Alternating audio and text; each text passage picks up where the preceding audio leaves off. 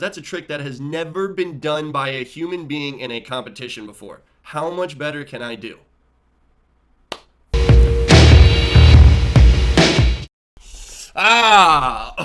So I won the Sebastian inlet skimboard competition last weekend, and I'm mad. Okay, I'm not actually mad, but people think that I'm mad, so we're going to talk about it. I know everyone's kind of been wondering where the content is. I've been working on some other really big projects, one of which is my stand-up comedy special. I've dedicated a fair amount of my life to perfecting the stand-up comedy special, and it's taken away from making content on YouTube. Now, I have no doubt that we could go film 10 pranks and get millions of views again, but sometimes life is not about chasing views. I've been making YouTube videos for 15 years, and I spent many years of my life obsessing over trying to get as many views as I possibly could, and it led to me not really feeling like I am living a fulfilled life. Yes, we got a lot of success. Yes, we were making money. Yes, we were famous on the internet, but what does that even mean besides I have a massive lack of privacy in my life? I love making YouTube videos and I will never stop, but I have some other dreams that are taking up my attention. Stand-up comedy, Tube Co. #2, so that you can all have barrels inside your house, and Megalodon Ranch. The prices for land is finally starting to drop back down, so we're going to consider getting a plot of land soon. Anyways, I just want you guys to know I am grinding every single day. I think my stand-up comedy special is going to be one of the greatest pieces of content that I've ever released. Plus, it's my dream. I wanted to be a stand-up comedian long before I wanted to be a YouTuber. It's a very, very powerful dream that I've held on to, and a dream that I've been building and creating for the majority of my life. Sometimes I'm a little disappointed that I'm now 29, coming up on 30 years old without a stand-up comedy special, but good things take time. Everything happens for a reason, and I'm still extremely inspired and extremely excited about it. So anyways, that's life update. Let's get that out of the way. Last weekend, I won the Sebastian inlet skimboarding competition for the second year in a row. I am very, very stoked about that. I'm very grateful. Thank you, Skim USA. Thank you to all the organizers, everybody that helps make these competitions possible. Sebastian inlet is probably the #2 spot that I have skimboarded at the most in my entire life, besides outside of my dad's house. But what made bigger news than me winning was a trick that I did. The last video that I uploaded to YouTube was the hardest trick that I've ever done. And in that video I said this: but out of the 2 full days and the 2 full sessions, this is the attempt that stood out.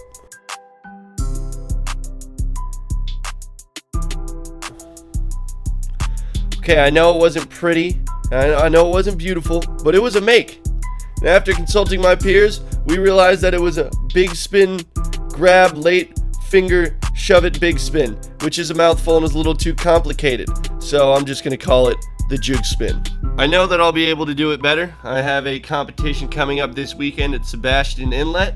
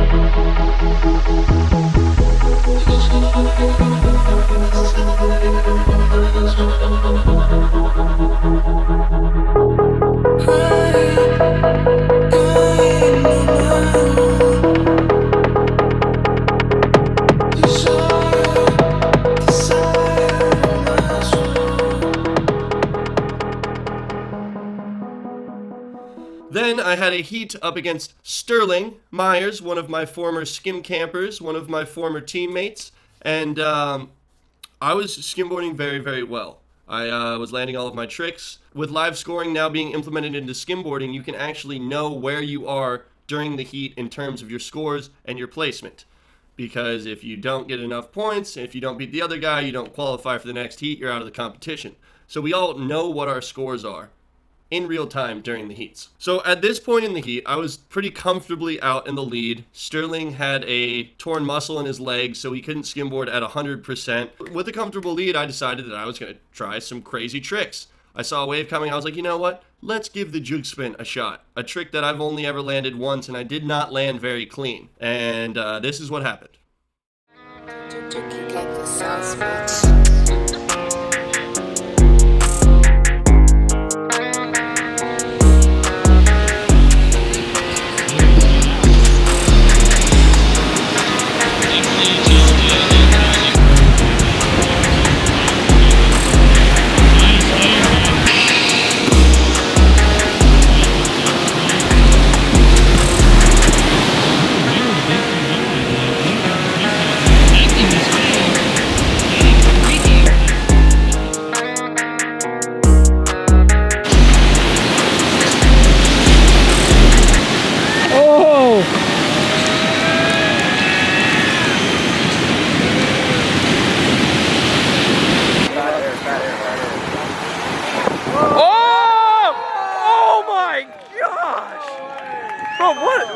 Was that the gazelle grab?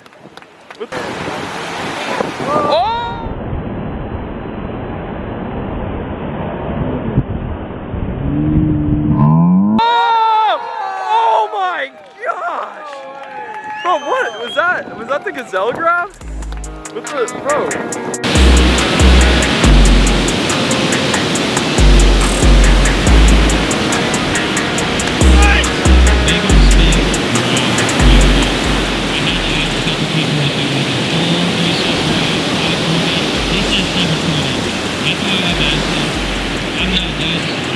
Oh, the joke spin!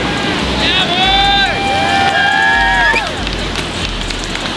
Yeah, he's not over! Oh! I've done that once in my life. He's out front. I landed this.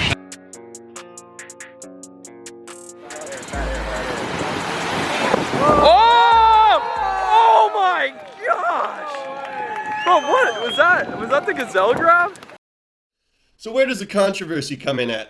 It comes in the scoring. If you see here, one judge gave me a perfect 10. Several other judges did not, which is fine, but it opened up a conversation. That is the hardest trick I've ever done in my entire life on a skimboard.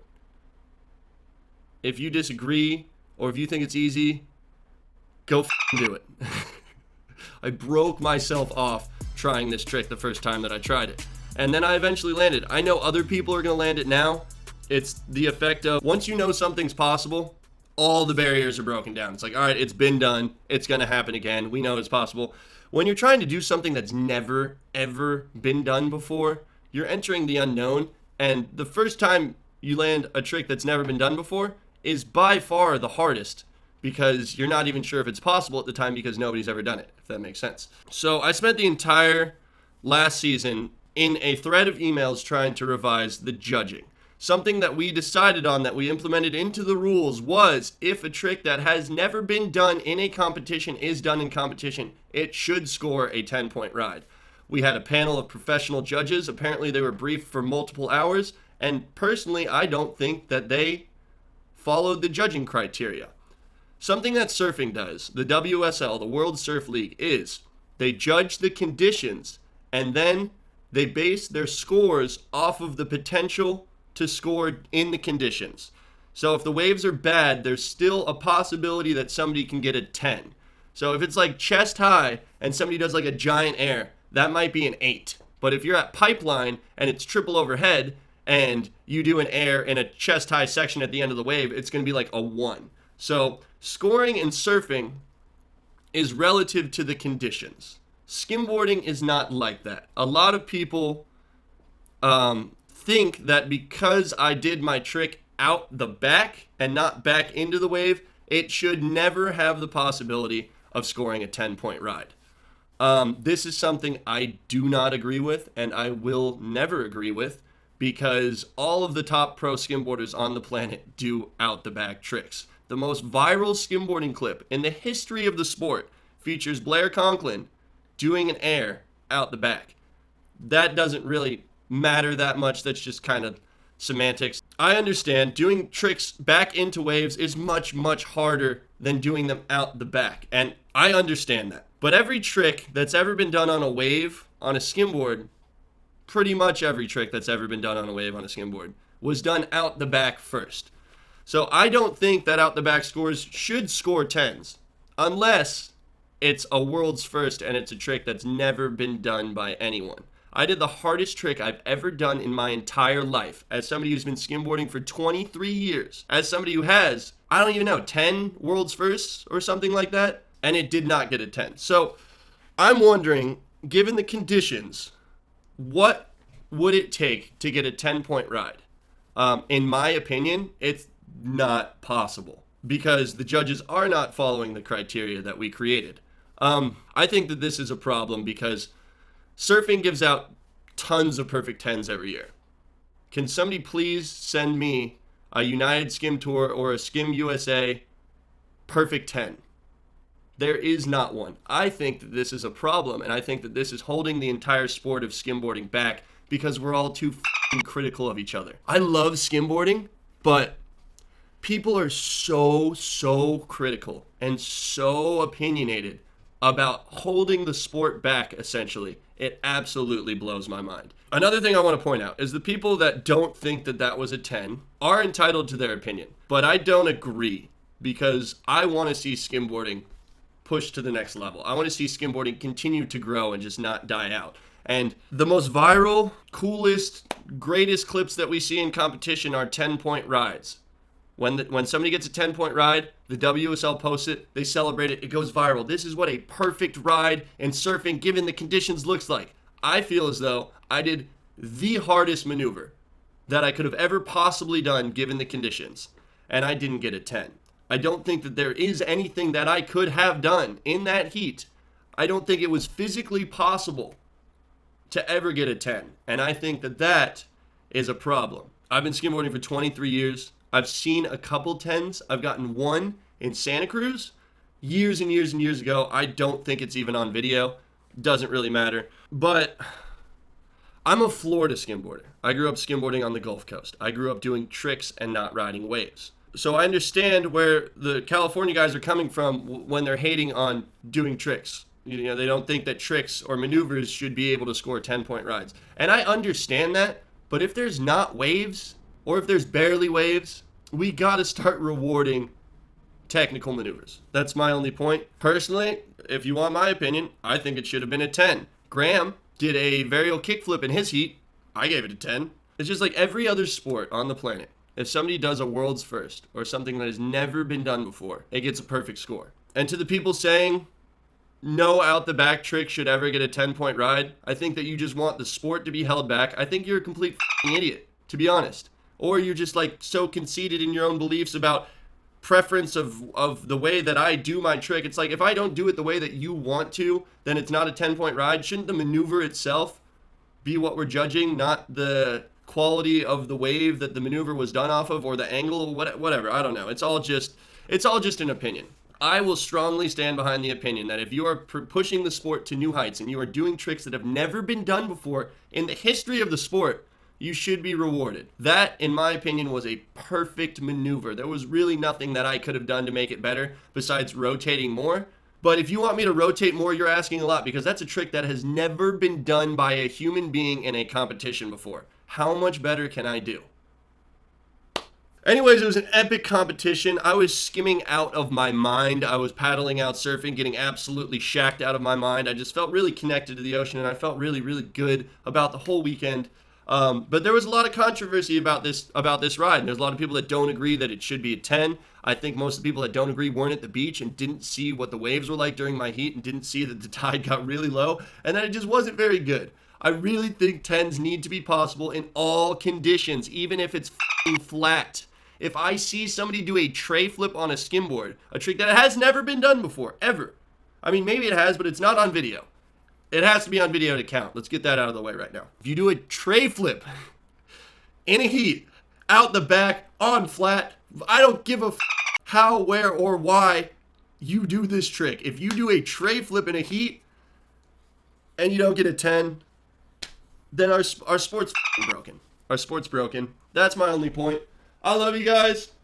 Enjoy these clips from the rest of the competition. I just wanted to give my piece because I did spend a whole lot of time revising the rules, and I really, really don't want this to fall on the organization. I appreciate the organization so much. It's just that the judges that we pick are not following the criteria, or they don't agree with the criteria. Because it very clearly says in the criteria, if a trick that has never been done in a competition before is done in a competition, it's a 10. But it wasn't, and it's not, and I honestly don't think we're ever going to see 10-point rides in skimboarding. With how opinionated all these are, it makes no difference for the outcome of the heat whether I got a 9.5 or whether I got a 10. But we just don't give out 10s. I think that we should give out 10s. I think every skimboard competition should have a 10. I think the best pro ride or maneuver of the entire competition should be a 10-point ride. I think we should give out 2 or 3 10-point rides in every skimboarding competition. Call me crazy, but I want to see the sport move forward. I don't want to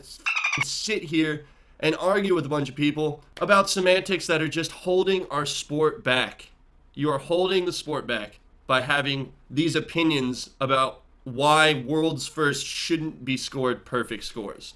I think that all the people that are saying that it shouldn't be a 10 probably have never done a world's first, have probably never dedicated their hearts and minds and bodies to doing what was previously considered impossible. That's my piece. I'm so happy to land the jug spin. Like, I was the most surprised person at the beach, okay? I was shocked. I broke myself off trying this trick, and then I landed it perfectly, and I was just like, I couldn't even, like, I didn't even know what to do. I was like completely baffled. I was at a loss for words. It was hard for me to really process what had just happened because I had spent so much time trying that trick and contemplating actually stomping it clean.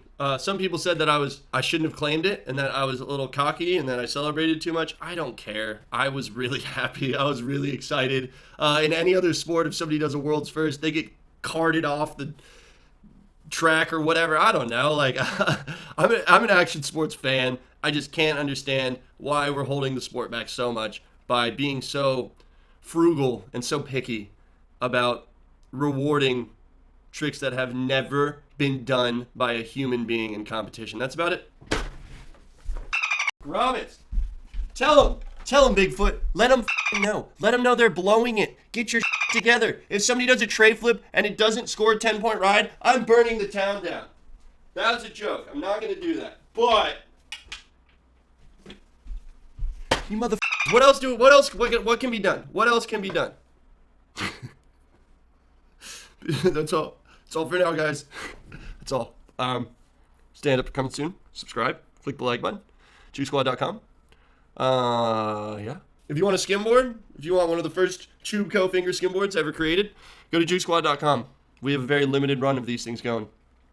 Other than that, I love you guys. Peace. 10 minutes will start the heat.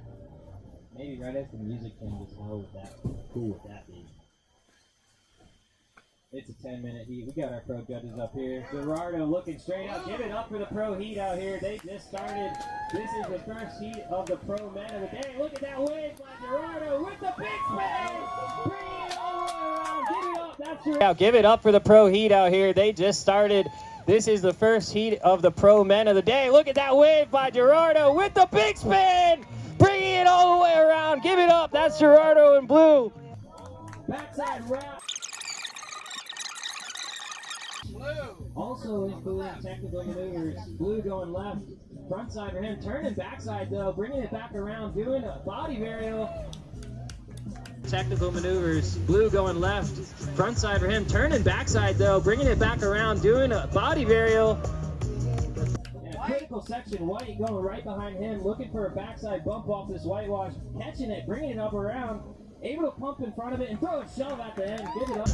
In a critical section, White going right behind him, looking for a backside bump off this whitewash, catching it, bringing it up around, able to pump in front of it and throw a shove at the end. Give it up, White. That's Jack. A lot of airs. White going to the right, looking for this peak over here to set up for him. Looking like it might. Going big. Looking for this peak over here to set up for him. Looking like it might. Going big. 360 attempt there. Blue going straight out, popping over the first wave. A little bit of whitewash and dead water to get through. Not straight. Not quite going to make it. 360 attempt there. Blue going straight out, popping over the first wave. A little bit of whitewash and dead water to get through. Not straight. Not quite going to make it all the way there. Let's see who'll get back up to the beach first to get priority. The paddle. Peak. Nice clean drop. Sliding out. Let's see if he can get the wrap on it. Nice high turn. Maintain the speed. Throwing the shove up to the beach. Sliding out. Let's see if he can get the wrap on it. Nice high turn. Maintaining the speed. Throwing the shove up to the beach. Showing complete control on that wave right there.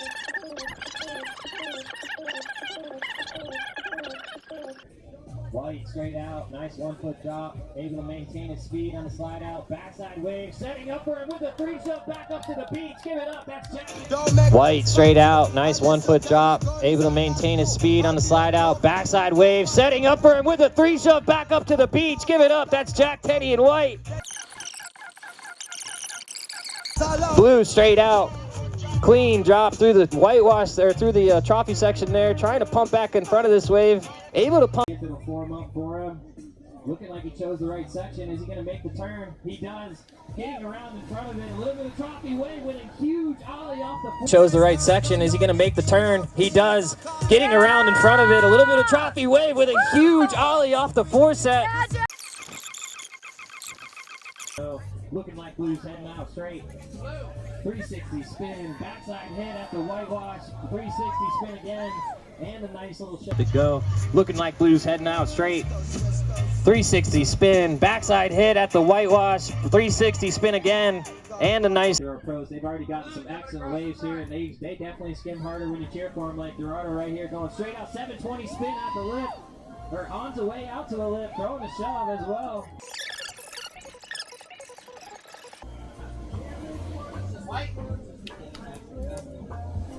White straight out, getting to this wave. Oh, able to make the turn. Looking like it's setting up all the way back up to the beach. Nice long ride there by White. White straight out, getting to this wave. Oh, able to make the turn. Looking like it's setting up all the way back up to the beach. Nice long ride there by White. Blue going straight out. 3 shove all the way out. See if you can make the turn at the lift. Not enough speed to get to that turn there, unfortunately. Still lots of time. See 115 to go, 115. The cardio that these pros have is never ending. Straight out. 3 shove on the way out. See if he can make the turn up. Seconds go. White choosing to use his priority and go straight out here. Look at this wave setting up. Let's see if he can get to it. Looking like he's going to hit it front side. Count it down from 10, 9, 8. Blue way left. 7, 6, 5, 4, 3, 2, 1. Good heat. Give it up for those guys.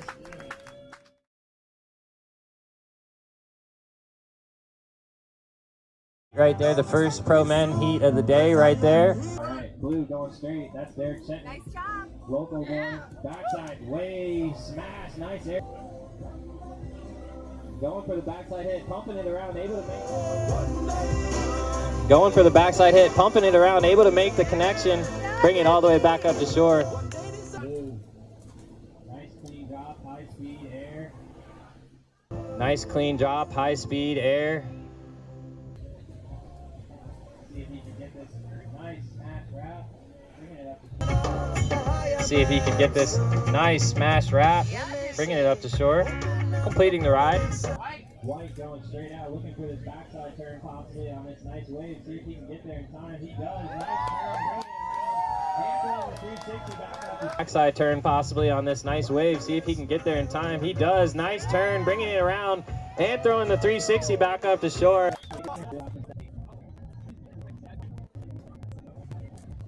Straight out, clean drop. Let's see if he can connect this section here. Able to connect it through. Oh! Hopefully he's all right. This little slow. Look at this liner setting up. Let's see if Blue can get in front of it. Turning into a little pocket section. Throwing. Oh, look at this liner setting up. Let's see if Blue can get in front of it. Turning into a little pocket section. Throwing all of the tail. Looking at this wave right here. Backside for him. Getting to it. Nice clean face and the wrap. Maintaining all the style. Blue looking at this wave right here, backside for him, getting to it, nice clean face and the wrap, maintaining all. 8, 7, 6, 5, 4, 3, 2, 1. Count Blue.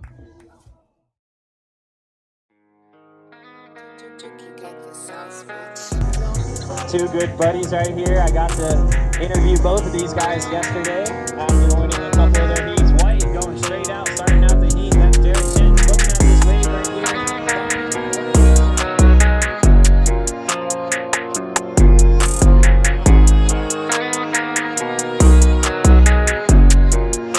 Looking for this wave to line up for him, or set up at least. Nice.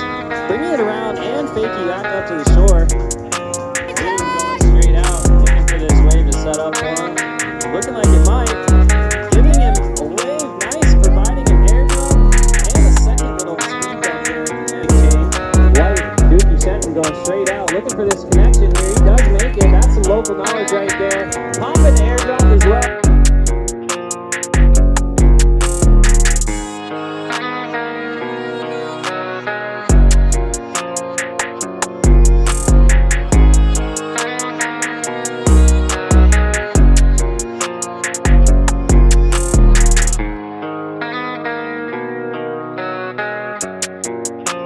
White going straight out to the right, trying to impress the short pound crew. Backside hit, bringing it around, pumping it all the way back up to the beach. Nice completed wave there by White. Yeah, that was White. Blue going straight out, trying to get to this wave. Let's see if he can get to it and maintain all the speed. He does, bringing it around,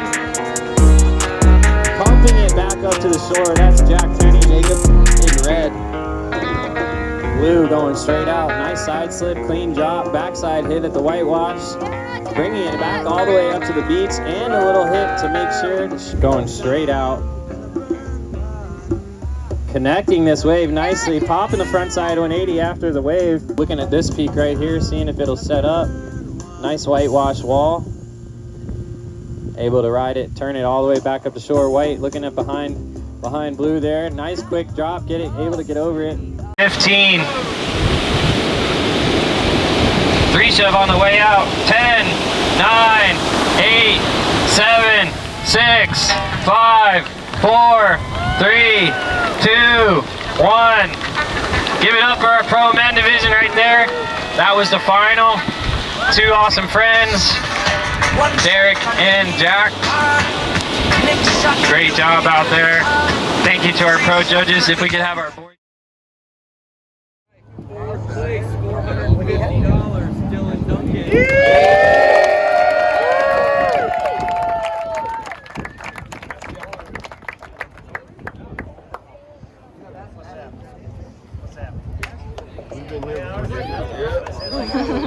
He's gonna get same as last year. Third place, $675. Gerardo Valencia.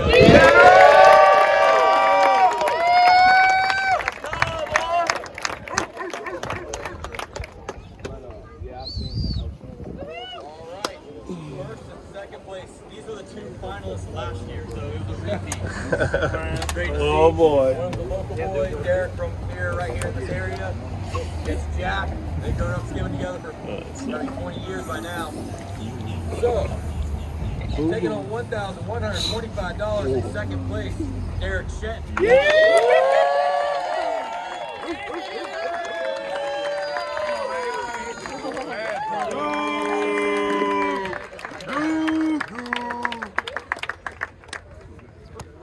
Give me $2. I'm robbing everybody, y'all. Get some money out the deal.